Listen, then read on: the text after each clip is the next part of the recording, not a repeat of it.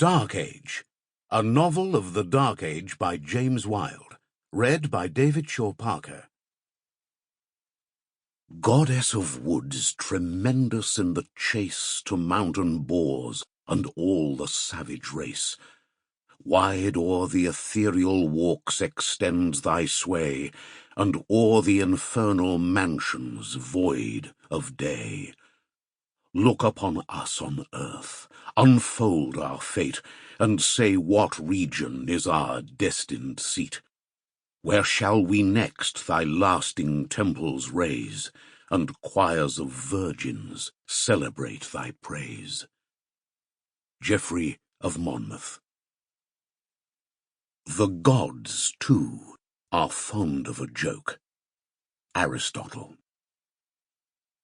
Part 1. The Blasted Land. What man is the gatekeeper? The Black Book of Carmarthen. Chapter 1. The world is ending. A.D. 367, south of Lactodurum, southern Britannia, 26th of July. Who is the king who will not die? The desperate words floated in the warm night air.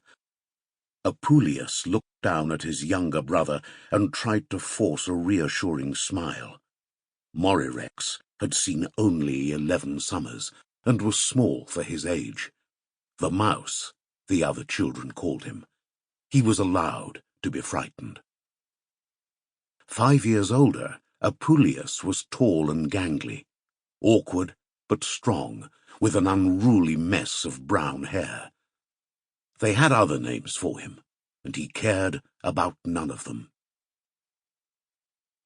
You remember the stories we heard in the village? Yes.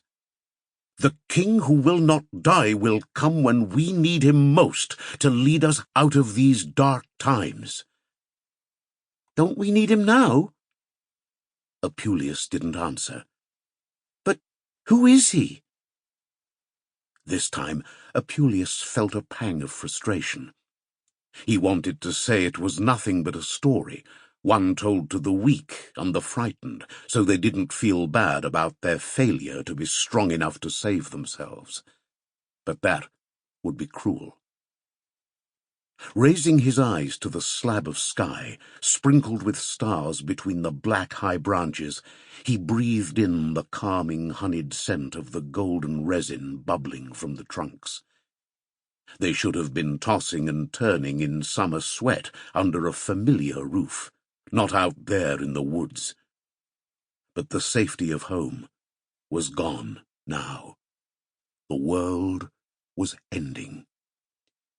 In wave after wave, the enemy crashed across the fields they once knew, burning and raping and slaughtering.